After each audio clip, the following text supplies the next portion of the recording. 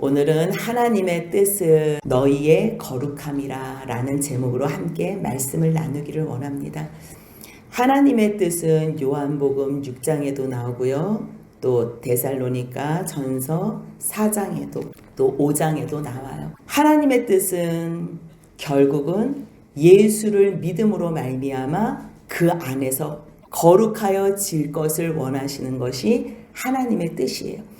예수 안에서 예수를 빼놓고는 어떤 것도 생각할 수 없어요. 오늘 데살로니가 전서 말씀도요. 바울이 데살로니가에 가서 하나님의 복음을 전했어요. 새 안식일밖에 복음을 증거하지 못했지만 데살로니가 교회는 믿음의 열매가 있었어요. 사실 지상교회는 완전할 수가 없어요. 하지만 그 지상교회에서 하나님의 복음이 선포되고 예수 그리스도에 대한 복음이 증거되었을 때 사람들이 그 말씀을 듣고 하나님의 뜻대로 순종하는 과정 가운데서 거룩함을 입게 되는 거예요. 새 안식일밖에 말씀을 전하지 않았음에도 불구하고 데살로니가 교회 성도들은 믿음의 열매가 있었어요. 보여지는 역사가 있는 거예요. 우상을 어떻게 버려야 하는지 믿음의 역사가 그대로 드러났고요. 사랑의 섬김으로 그 수고의 열매가 드러났어요. 믿는 사람들의 본이 될 만큼 섬김을 했으니 얼마나 특별한 섬김을 했겠어요. 또한 예수 그리스도께서 마지막 날 강림하신다.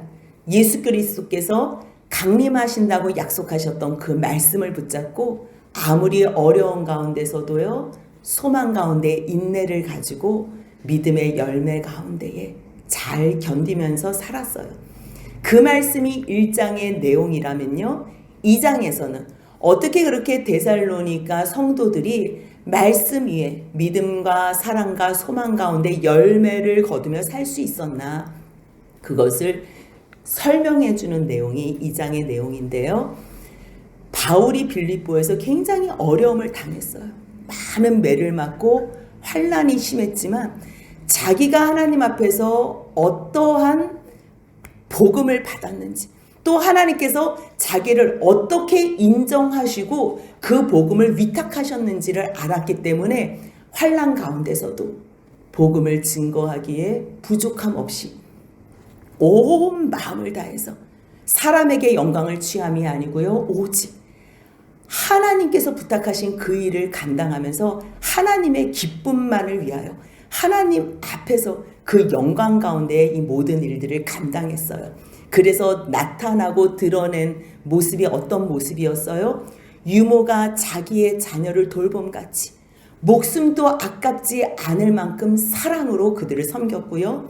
또한 아버지가 본이 되기 위해서 자녀들에게 조금도 폐를 끼치지 않으려고 그러한 마음 자세로 데살로니가 성도들에게 작은 폐도 끼치지 않기 위해서 아침 저녁으로 일을 하고 수고를 하면서 복음을 증거했다는 말씀을 해요. 왜요?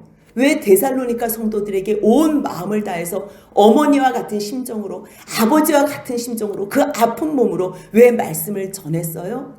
데살로니가 성도들도 이 복음 하나님의 복음을 듣고서 하나님을 기쁘시게 하는 삶을 살기를 원했던 거예요. 어떤 삶이요?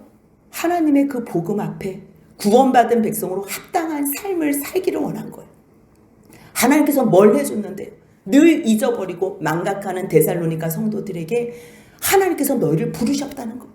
그 거룩하신 하나님께서 죄인된 너희들을 부르셨다는 거예요. 그래서 하나님의 나라, 자기 나라를 주시고 그 영광 가운데 초청해 주셨다는 거예요. 그러니 너희들은 하나님을 기쁘시게 하기 위해서 합당한 생활을 해야 된다고 끊임없이 가르쳐주고 말씀으로 그들에게 본으로 보여주었다는 거예요.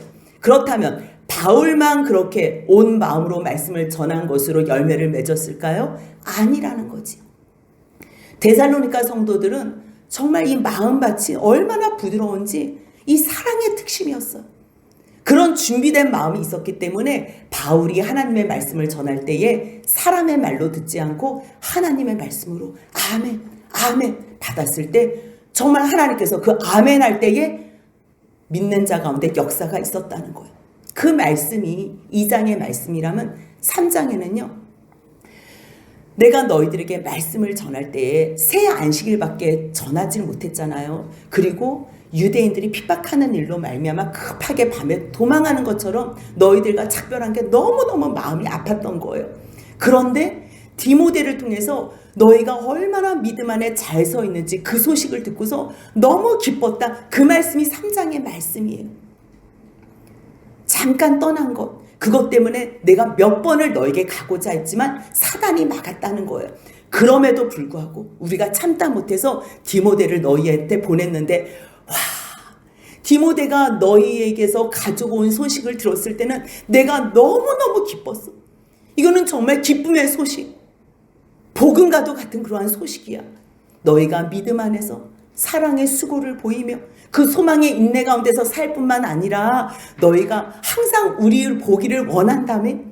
여러분들, 성도들이 어떠한 목회자를 보기를 원한다는 거는요, 하나님 앞에서 말씀 안에서 애쓰면서 살기를 원할 때 그 목회자가 보고 싶은 거예요. 말씀하고 상관없이 세상 방법으로 살아갈 때는요, 목회자가 만나자 그러면 피하고 싶다니까요. 온다 그러면 도망가고 싶어요. 그런데 하나님 앞에서 말씀 안에서 자기 나름대로는 애쓰면서 살아볼 때에 바울이 보고 싶고 실라와 디모데가 보고 싶은 이 간절한 소원, 내가 이 말을 들으니 얼마나 기쁜지 모르겠다. 내가 너희들이 믿음으로 잘 서 있다는 말을 들으니 내가 지금 환난 가운데서도 참으로 위로가 된다. 그런데 소식 가운데서 이들이 이 마지막 종말론에 대한 잘못된 생각이 있는 거예요. 그래서 그들의 믿음을 보충하기 위해서 내가 마지막으로 하나님 앞에 기도하는데 내가 너에게로 갈 수 있게 해달라고 지금 기도한다. 왜냐하면 세상적인 눈으로 볼 때는 너희는 지금 참 잘하고 있어. 믿음과 사랑과 소망, 하나님의 말씀 앞에서 어떻게든 살아보려고 애쓰는 거 알아. 하나님의 그 구원의 은총을 너희가 믿음으로 하나님의 사랑을 받아서 정말 택정함을 받은 사람처럼 그렇게 살아가는 게 너무너무 기뻐. 그런데 너희의 그 거룩함, 하나님 앞에서 구원받은 그 거룩함에 요만한 티도 흠도 없이 하기 위해서 내가 너희의 부족한 것들 보충하길 원해. 그런데 내가 지금 당장은 갈 수 없어. 그래서 실질적으로 데살로니가 성도들에게 하고 싶어하는 말씀은요, 디모데를 통해서 그들이 믿음, 사랑, 소망 가운데 열매를 잘 맺고 살기는 하지만 바울 선생이 그때도 있을 때도 그 사람들이 그 종말에 대한 잘못된 인식이 있었잖아요. 근데 이 사람들의 지금 문제는 종말론에 대한 잘못된 인식. 예수님께서 강림하신다고 하니까 곧 오시는 거 아니야? 곧 오신다고 생각했기 때문에 자기네들이 그냥 마음껏 쾌락주의에 빠져서 살고, 어떤 사람들은 일하지도 않고서 그냥 주님이 언제 곧 오시는데 내가 일은 해서 뭐해? 아무 수고도 안 하고 일도 안 하고 그것이 잘하는 건 줄 알고 잘못됐다는 것을 분명하게 가르쳐주고 싶어서 데살로니가 전서를 쓰는 거예요. 그런데 새 안식일밖에 안 가르쳤잖아요. 그들이 정말 은혜가 충만해서 믿음, 사랑, 소망의 삶은 열매는 맺었지만 그들 수준에서 지금 잘하는 거지 아직 갈 길이 먼 거예요. 근데 그들에게 처음부터 야, 너희들 종말론에 대해서 잘못된 생각을 갖고 있네? 처음부터 책망하면요, 이들이 감당을 못하는 거예요. 그래서 정말로 하고 싶었던 말은 너희 음행을 끊어야 돼. 너희 그렇게 놀고 먹으면 안 돼. 너희 죽은 사람들이 있다고, 아니 꼭 부활이 없는 것처럼 그렇게 통곡하면서 오열을 하면서 울어? 이거에 대해서 내가 바로 잡아줘야 되겠다. 너희 만약에 내가 그때도 가르쳤으면, 그때 가르쳐준 거 너희 다 기억나지? 배웠으면 행할 뿐만 아니라 더욱더 힘써서 행해. 그 이야기를 하는 거예요. 그 말씀이 4장 1절이에요. 같이 한번 읽겠습니다. 그러므로 형제들아, 우리가 끝으로 주 예수 안에서 너희에게 구하고 권면하노니 너희가 마땅히 어떻게 행하며 하나님을 기쁘시게 할 수 있는지를 우리에게 배웠으니 곧 너희가 행하는 바라. 더욱 많이 힘쓰라. 아멘. 데살로니가 교인들은요, 다른 교회 교인들하고 조금 더 본이 되고 자랑스러운, 그렇게 하나님 말씀 앞에 잘 세워진 교회예요. 하지만 그들의 부족함을 이제 가르쳐 줘야 되는데, 잘할 때는요, 잘하는 것을 더욱더 권면하면서 계속 잘해. 한 번 잘했다고 멈출 수 없는 거예요. 내가 너희들에게 어떻게 가르쳤는지 마땅히 행할 바를 가르쳤지. 그것이 율법이면 율법. 이제 구약의 율법이라면 지금은 구원받은 사람, 하나님의 자녀로서 어떻게 살아야 하는지, 그거는 너희가 상식적으로 생각해도 마땅히 행할 바 아니더냐.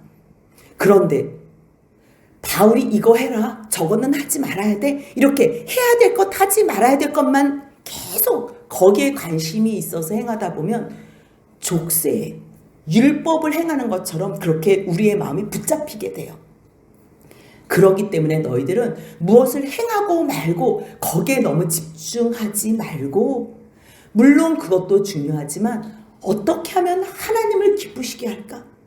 이걸 행하는 것이 죄인가 아닌가 그것을 따지지 말고, 이것을 하면 하나님께서 기뻐하실까?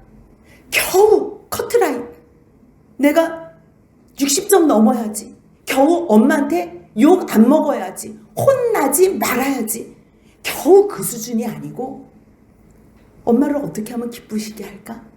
하나님을 어떻게 하면 기쁘시게 할까? 그 수준은요, 이미 벌써 하나님의 사랑을 알게 돼서 하나님을 사랑하게 된 수준이에요.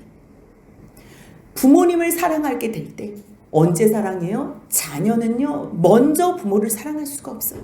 그러나 하나님의 원칙이에요. 원리 원칙. 내리사랑이라고 위에서부터 사랑을 보여줬을 때 그 사랑이 뭘까? 도대체 저 사랑은 어떠한 사랑일까? 그랬을 때 그 사랑에 감사하고 반응하는 것이, 그때 내 수준에서 할 수 있는 것, 부모님을 기쁘시게 해드려야 되겠다.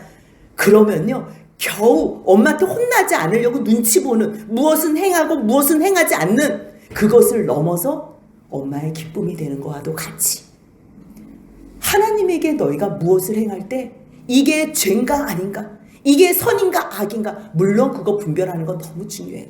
그런데요, 세상에서 뭐가 옳고 그른 거요? 그거보다 더 중요한 게 있어요.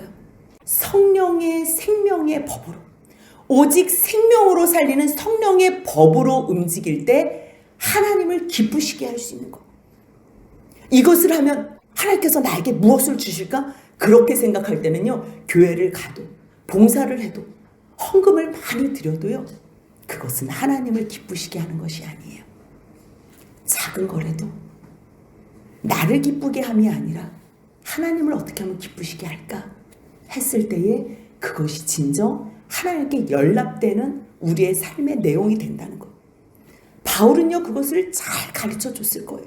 율법에 매어서, 어떠한 행위에 매어서가 아니라 너희가 구원받은 백성처럼 하나님께서 자기의 나라를 주시지 않았냐? 하나님께서 자기의 영광 가운데 우리를 부르시지 않았냐? 그러니 우리가 어떻게 살아야 되니?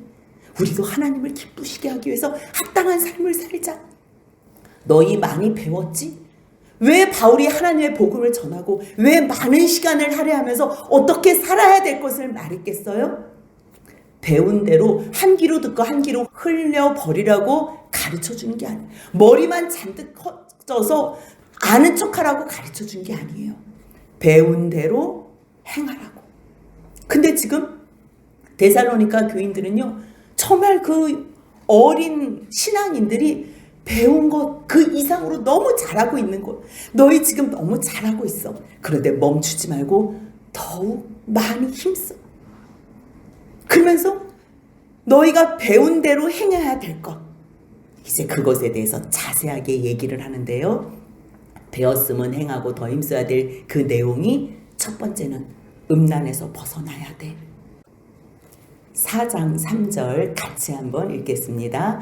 하나님의 뜻은 이것이니 너희의 거룩함이라 곧 음란을 버리고. 바울이요, 무엇을 명령할 때에 자기의 능력과 자기의 권위로 명령한 것이 아니에요. 예수 그리스도의 그 은혜로 말미암아 주님께서 보내주신 그 사도의 직분을 감당하기 위해서 예수로 말미암아 너희에게 명령한 것을 너희도 알지 않느냐. 근데 그때도 말했지만 하나님의 뜻은 너희의 거룩함이야. 거룩함이 뭐예요? 구별됨이에요. 구별됨. 세상 사람들은요, 음란, 아내하고 이혼하는 거, 아내를 귀히 여기지 않고 멸시하는 행동들, 그리고 호색하는 모습들, 그런 게요 자연스러워. 그걸 누가 죄라 그래요? 여러분들 남자들 몇 명만 모여도 음란패설해요. 세상 사람들은요 자기 부인이 있음에도 불구하고 바깥에 나가서는 여자친구가 있대요. 애인이 있대요. 그거를 수치로 여기지 않아요. 내 아내가 있음에도 불구하고 내 남편이 있음에도 불구하고 다른 이성을 사랑하는 것을 창피하게 여기지 않아요. 그냥 그것이 무슨 자연스러워. 내가 내 감정을 왜 숨겨? 내가 아내 사랑하고 남편 사랑했다가 지금 감정이 변했는데 난 지금 이 사람들을 사랑하지 않아. 난 다른 이성을 사랑해. 그렇게 말하는 것을요 수치로 생각하지 않아요. 그거는 세상 사람들의 사는 방법이에요. 그런데 주님께서는 뭘 말씀하세요? 너희는 거룩하라는 거예요. 거룩은요 구별됨이에요. 세상 사람들은 간음하는 것, 아내를 멸시하는 것, 호색하는 것을 죄로 여기지 않지만 하나님의 구원을 받은 백성, 하나님의 나라를 상속받은 너희들은 구별돼야 돼. 너희들은 음란을 버려. 데살로니가 지역이요 항구 도시예요. 이 말씀을 고린도에서 썼다 그랬어요. 고린도도 항구 도시예요. 얼마나 문란한지 몰라요. 그들은요 이것을 당연하게 여겨요. 뭐 요즘 세상도 그렇잖아요. 젊은 아이들 결혼하기 전에 동거하고 결혼하는 거, 또 사귀다가 또 헤어지고 또 헤어지고, 그게 아무렇지도 않은 세상에 우리가 지금 살고 있어요. 근데 너희는 그렇게 하지 말래요. 이제까지 그렇게 살았어도 음란을 버리라는 거예요. 구별되라는 거예요. 그것이 너희의 거룩이고 내가 너희에게 뜻하는 바라는 거예요. 알지 못할 때는요 마음대로 살 수 있어요. 데살로니가 사람들이. 하지만 이제는 복음을 받았으면, 하나님의 그 크신 사랑이 무엇인지 안다면요 이제는 음란을 버린다는 것은 당연한 거예요. 각각 거룩함과 존귀함으로 각각 너희 아내 대할 줄을 알아라. 이거는요 파격적인 일이에요. 뭐 지금도 여자들을 많이 이렇게 차별을 하잖아요. 옛날에는요 이 차별을 뭐 상상을 초월할 만큼. 그런데 하나님의 복음이 선포되는 그곳에는요 남녀 차별이 없는 거, 종과 주인이 차별이 없는 거, 유대인과 이방인이 차별이 없는 거예요. 그게 바로 복음이에요. 하나가 될 수 없는 막힌 담을 무너뜨리고 하나로 만드는 그 복음, 차별이 없는 그 복음. 그래서요 정말 복음 안에 들어가 있는 사람들은요 음란을 버려요.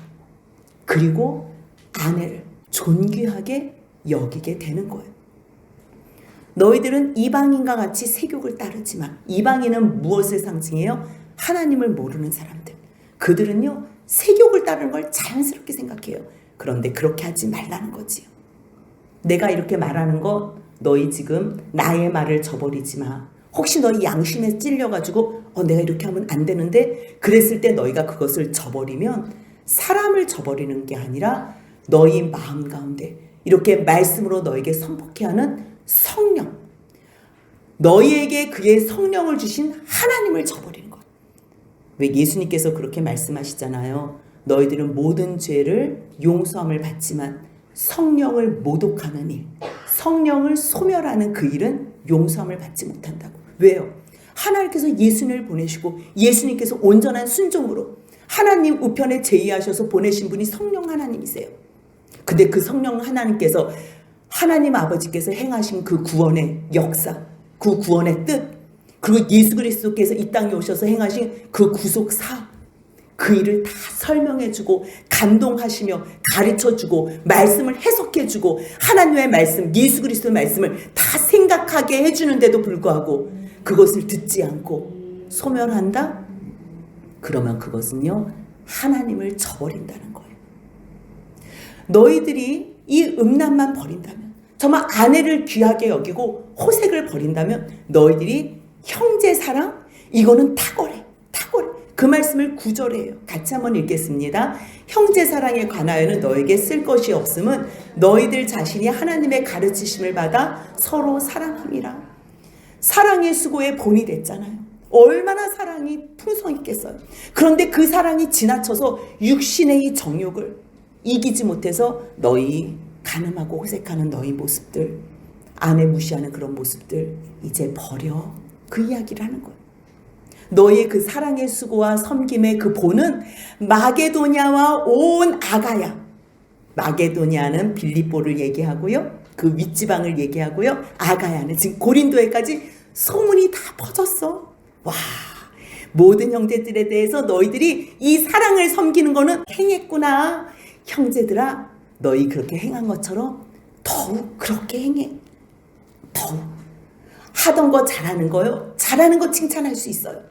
하지만 칭찬받으면 이 정도만 해도 되나 보다 그렇게 생각할 수 있는데 아니에요. 사실 갈 길이 멀어요. 우리의 마지막 목표는요, 그리스도의 장성한 분량까지고요, 아버지의 온전하심까지예요. 우리가 처음에 그런 말을 들었을 때, 세상의 종노릇하면서 세상에 푹 빠져 죄악 가운데 살았을 때는요, 그게 그냥 풍어를 읊는 줄 알았어요. 아유, 내가 무슨 그리스도의 장성한, 그냥 뭐 예수님이 나 위해서 십자가에 죽으셨으니까 그냥 그렇게 퉁치나 보지. 저는 그렇게 생각했어요. 근데 예수님께서 말씀하시는데 너희들은 아버지의 온전하심 같이. 이 말씀이 너무 부담스러운 거예요. 예수님께서 직접 말씀하셨기 때문에 이것은 이루어질 것 같은데 부담스러운 거예요. 차라리 죽는 게 낫습니다, 주님. 나는 불가능해요. 나는 살아있는 동안에 하나님의 이름에 욕만 끼칠 것 같아요. 너무너무 죄송한 거예요. 그런데요, 하나님의 약속, 하나님의 말씀, 그 능력의 힘은요, 정말 창조의 힘이 있어요. 죄인을요, 거룩하게 하는 능력이 있고요, 죄 짓는 사람들을요, 말씀으로 그 죄에서 건져내는 구속의 힘이 있더라. 그래서 더 행해야 돼. 너희가 지금 거룩하고 하나님을 위해서 충성하지만 이 정도 가지고는 안 되는 거. 정말 예수님이 하나님 앞에서 순종했던 것처럼, 바울이 하나님 앞에서 자기 목숨을 아까워하지 않고 충성했던 것처럼 이날이 온다니까요. 여러분들 소원하세요? 소원하시는 분들은요, 하나님께서 절대로 그 상한 갈대를 꺾지 않으시고요, 꺼져가는 심지를 절대로 끄지 않으세요. 그 진심, 그 중심에 하나님, 나 정말 주님의 기쁨이 되고 싶어요. 나 주님 위해서 정말 한 번이라도 제대로 살아보고 싶어요. 나 주님 닮고 싶어요. 내가 한 번이라도 살아서 주님의 영광, 하나님의 이름에 영광을 돌리는 인생을 살고 싶어요. 진심으로 기도하잖아요. 그럼 하나님께서 반드시 그렇게 만들어주세요. 그거를 아는 바울은요, 너희들 지금 행하는 거 너무 잘하고 있어. 하지만 음란뿐만 아니라 아까 문제가 또 뭐라 그랬어요? 놀고 먹는 사람들이 있다 그랬잖아요. 일하지 않고 게을러서 먹기만 하는 사람들. 그 사람들에게 또 가르쳐 주는 거예요. 내가 너희들에게 본을 보이고 명했잖아. 그러면 그 명령한 대로 힘써야 돼. 그 내용이 뭐냐면요, 조용히 자기 일을 하는 내용이에요. 데살로니가 2장 9절을 보면요, 바울이 내가 유모와 어미처럼 정말 아버지가 자기 자녀에게 그렇게 본이 되게끔 행동한 거는 내가 너에게 말씀으로 권면하고 너희들을 위로하고 말씀으로 경계하기 위해서 그랬는데, 아니 내가 명했는데도 너희들은 내 말을 안 들었네. 예수 그리스도께서 너희들에게 어떤 말씀을 부탁하셨는데 내가 그것을 너에게 전했는데도 너희들은 지금 스스로 일하지 않고 산다는 소식이 들리네. 그 말씀이 4장 11절 12절이에요. 같이 한번 읽겠습니다. 또 너희에게 명한 것 같이 조용히 자기 일을 하고 너희 손으로 일하기를 힘쓰라. 이는 외인에 대하여 단정히 행하고 또한 아무 궁핍함이 없게 하려 함이라. 바울이 그때 그렇게 본으로 밤낮으로 일했던 이유, 데살로니가 성도들에게 아비처럼 본으로 보여줬던 이유는요, 그들 모습이 믿음이 어린 거예요. 이 데살로니가 성도들에게는 내가 뭔가 보여줘야 되겠구나. 뭐 그거 보여주는 게 목적은 아니지만요, 그래도 봐야지 뭔 줄 알잖아요. 정말 구별된 게 어떤 삶인지, 거룩한 삶이 어떤 삶인지, 정말 예수 그리스도의 강림을 날마다 기다리고 있지만 그 기다리면서 하루하루를 얼마나 충성스럽고 소중하게 사는지 그거를 보여준 거예요. 그런데 이들이 변함이 없는 거예요. 데살로니가 후서를 보니까요, 전서에서 이렇게 편지를 보냈음에도 불구하고 그들이 그대로 일만 일으키고 자기가 손으로 수고를 해서 먹지를 않는 거예요. 데살로니가 후서 3장 10절을 보니까, 아니 우리가 너희와 함께 있을 때에도 내가 너희들한테 말했었지, 너희 일하기 싫어? 그럼 먹지도 마. 그때 그런 말을 가르치고 또 했었나 봐요. 그런데 지금도 여전히 일하기 싫어하는 사람들이 계속 먹기는 하지만 문제만 일으키면서 그냥 놀고 사는 거야. 마지막 때를. 예수님 오시는데 뭐 이래서 뭐해. 아니라니까요. 아직도 안 오셨잖아요. 그러니까 종말론에 잘못 사로잡혀 있는 사람들은요, 인생을 방탕하게 살던가 아무 생각 없이 방종된 삶을 사는 거예요. 아니에요. 정말 예수님의 재림을 기다리는 사람은요, 한 시간, 하루가 너무 소중해요.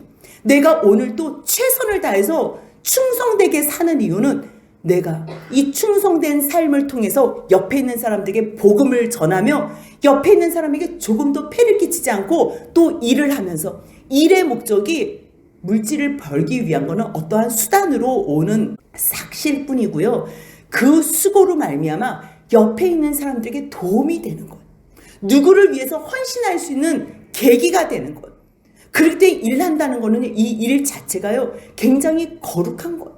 직업이라는 것은요, 할 일 없어서 그냥 돈 벌기 위해서 땜빵하는 게 아니고요, 그 수고로 말미암아 일하는 것으로 말미암아 옆에 사람들을 세울 수 있는 것. 그런데 너희들은 도무지 일은 아니하고 게을러서 그냥 일만 만드는 사람들이 있다고 하니 너희 그러지 마. 그러지 마. 이런 자들에게 우리가 명하고 주 예수 그리스도 안에서 권하기를, 너희 조용히 일해. 마지막 예수님의 강림을 바라보면서 너희들이 예수님 언제 오시지? 예수님 언제 오시지? 그거 시화 때는 아무도 몰라. 이제 그 말씀은 5장에서 해요. 너희들이 마지막 종말적인 신앙으로 그 소망 가운데 인내하면서 환난 가운데 잘 견디는 거는 너무 아름답지만, 빨리 그냥 예수님 오셨으면 좋겠다. 예수님 오셨으면 좋겠다. 그냥 뭐 대충 살지. 그렇게 살지 마. 배운 대로, 내가 너에게 보여준 대로 그대로 행해. 내가 너에게 가르쳐준 대로 너희가 배웠어? 내가 명했어? 그렇다면 너희가 그대로 행해. 그 두 가지 일이 뭐예요? 거룩한 것, 구별되는 것. 가장 구별되는 거는요, 음행을 행하지 않는 삶, 아내를 귀하게 여기는 삶, 호색하지 않는 삶. 이게 가장 구별되는 삶이에요. 그래서 레위기 18장을 보면요, 내가 거룩하니 너희도 거룩하라 말씀하실 때 18장부터 20장까지 이웃과의 그 거룩이 무엇인가에 대해서 주님이 자세히 설명하는 건데요, 그 중에 18장 전체가 너희 음행하지 마, 근친상간하지 마. 그러니까 전체가, 18장 전체가요, 정말 18금이에요. 18금. 무엇이에요? 세상 사람들은 그것을 죄라고 생각하지 않아요. 그런데 정말 옆에 있는 사람을 가장 사랑한다면, 내 아내, 내 남편, 내 자녀들을 사랑한다면 너희들 음행하지 마. 그것으로 너희들이 거룩한 것. 저 사람들은 세상 사람들 같지 않네? 그것을 사람들이 보고 할 거야. 그리고서 종말론에 대한 잘못된 사고가 무엇이냐면요, 예수님의 강림을 기다리다가 이 형제들 가운데서 먼저 죽은 사람들이 있는 거예요. 근데 너무너무 오열을 하면서 슬퍼하는 그들이 있다는 소식을 듣고서 그러지 마. 그러지 마. 13절을 보면요, 죽은 사람들을 죽었다고 얘기하지 않고요, 형제들아, 자는 자들에 관하여. 잔다는 거는 뭘 얘기해요? 깨어날 것을 염두에 두고. 자는 거는요, 죽은 게 아니에요. 예수 안에서 구원의 소망을 믿음 가운데서 붙잡고 인내하면서 끝까지 사랑하면서 살았던 너희들은 형제야. 형제들아, 너희는 죽음을 죽었다고 이야기하지만 그들은 자는 거야. 하나님 앞에서 다시 부활할 거를 기대하면서 다시 만날 거. 이거는 그들이 죽은 거는 하나님께서 그들이 이 땅에서 행해야 될 것을 다 마쳤기 때문에 주님께서 이제 너희 수고했어. 이제 내 품으로 와. 잠깐 자라. 이렇게 말씀하신 거. 우리도 하루 일정이 다 끝났을 때 수고한 사람들, 그들에게 하나님께서 답례로 주시는 게 뭐예요? 잠이에요. 그래서 하나님께서는 사랑하는 자들에게 잠을 주신다고 말씀하세요. 하루 종일 충성하고 하나님 앞에서 최선을 다한 삶을 살았던 사람들은요, 잠을 자요. 똑같아요. 인생 가운데서도요, 하나님께서 부탁하신 일 충성스럽게 잘 감당했으면요, 이제 주님께서 쉬어라. 다 됐어. 이제 내가 너에게 줄 이 나라로 와. 잠깐 자는 거예요. 그런데 그것을 모르고 소망 없는 사람들처럼, 죽음이면 끝인 것처럼, 왜 세상 사람들은 그 오열을 하고 난리를 치는 줄 알아요? 단절이라고 생각하는 거예요. 끝났다고 생각하는 거예요. 다시 만날 수 없다고 생각하는 거예요. 아무것도 할 수 없다고 생각해. 그냥 하나님도 없고 그냥 이 세상이 끝났다고 생각하기 때문에 오열을 하는 거예요. 아니라는 거예요. 예수 그리스도의 부활을 아는 사람들, 신약시대에 사는 사람들, 물론 사랑하는 옆에 있는 형제 지체가 죽으면 슬프지요. 슬프다고 오열할 수는 없는 거예요. 그거는 믿음 없는 사람들의 모습이라는 거예요. 너희 소망 없는 다른 이들, 이방인이 뭐예요? 하나님 구원 상관없는 사람들, 하나님께서 베풀어 주신 구원과 상관없는 사람들, 그 사람들은 이방인이고요. 그 사람들은 소망이 없는 거예요. 다시 부활할 소망이 없는 거예요. 이 기독교의 최고의 자랑이 뭐예요? 하나님의 복음, 예수 그리스도의 복음의 최고의 자랑과 소망이 뭐예요? 부활이에요. 부활. 이 땅이 다가 아니라는 거예요. 하나님께서 반드시 심판하신다는 거예요. 우리를 주님께서 다 받아주신다는 거예요. 너희 그렇게 슬퍼하지 마. 그 얘기를 하시는 거예요. 왜요? 예수께서도 죽으셨다가 다시 살아나셨는데 너희 그거 믿어? 믿어? 그렇다면 너희도 다시 살아날 거야.